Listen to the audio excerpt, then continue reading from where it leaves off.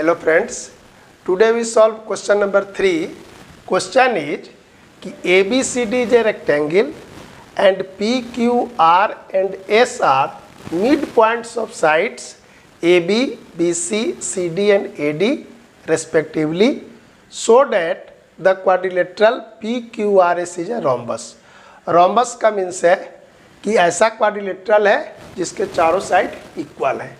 Question में figure नहीं है, हम यहाँ पर फिगर बनाए कि ABCD एक रेक्टेंगल है इन विच P AB का मिड पॉइंट है, Q BC का मिड पॉइंट है और CD का पॉइंट R है और AD का मिड पॉइंट S है। AC हम ज्वाइन किए डायगोनल को, तो ये प्रूव करना है कि ये जो PQRS बना ये रोम्बस होगा। इसका मीनिंग है कि ये ऐसा क्वाड्रिलेटरल होगा जिसमें PQ, QR, RS and PS सभी क्या होंगे, इक्वल होंगे।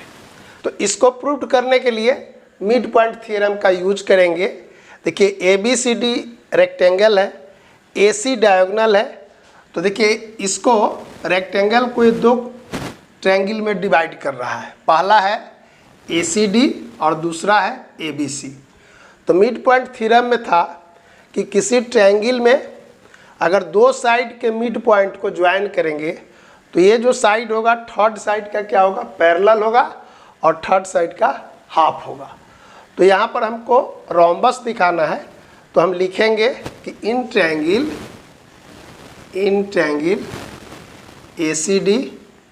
ACD और एक गिवन है कि PQRS क्या है, मिड पॉइंट्स है। तो यहाँ पर S और R मिड पॉइंट है, तो लिखेंगे कि SR parallel to AC and SR equal to half of AC। इसको 1 सपोज कर लिए। फिर इसी तरह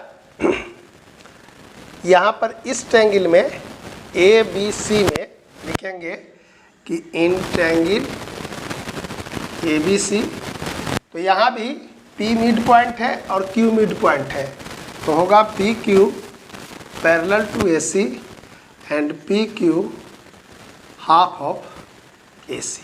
ये सेकेंड हुआ। तो डायगोनल AC जब हम ज्वाइन किए तो इस तरह दिखा है। सिमिलरली अगर हम BD को ज्वाइन करेंगे इस तरह, तो यहाँ भी क्या होगा कि ये QR जो है BD का हाफ होगा और PS भी BD का हाफ होगा। तो यहाँ लिख देंगे कि सिमिलरली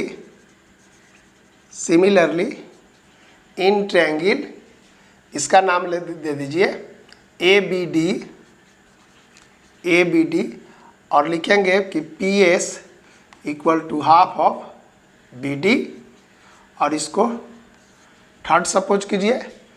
और फिर अगेन BCD में लिखेंगे इन ट्रायंगल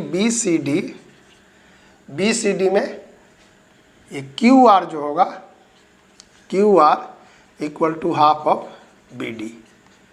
पैरेलल वाला नहीं लिख रहे क्योंकि हमको इक्वल वाला ही प्रूव करना है। तो ये प्रॉपर्टी हम दे दिए कि PS इक्वल होगा BD का हाफ और QR जो होगा वो भी BD का हाफ होगा। तो देखिए 1 और 2 से क्या होता है कि ये 1 और 2 से होगा कि लिखेंगे from 1 and 2 SR equal to PQ equal to half of AC। इसको A सपोज कर लीजिए। और similarly from 3 and 4 PS equal to QR equal to half of BD और इसको B सपोज कर लीजिए। रेक्टेंगल का डायगोनल क्या होते हैं, इक्वल होते हैं। तो ये लिख देंगे यहाँ पर कि but diagonal AC equal to BD और रीजन लिख दीजिएगा कि डायगोनल्स ऑफ रेक्टेंगल। तो देखिए A और B से AC और BD जब इक्वल हो गया तो ये चारों साइड क्या हो जाएंगे, इक्वल हो जाएंगे।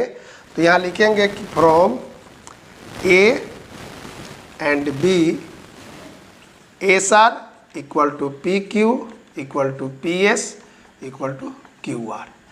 तो जब ये चारों साइड इक्वल हो गए तो पी क्यू आर एस क्या हो जाएगा, रोम्बस हो जाएगा।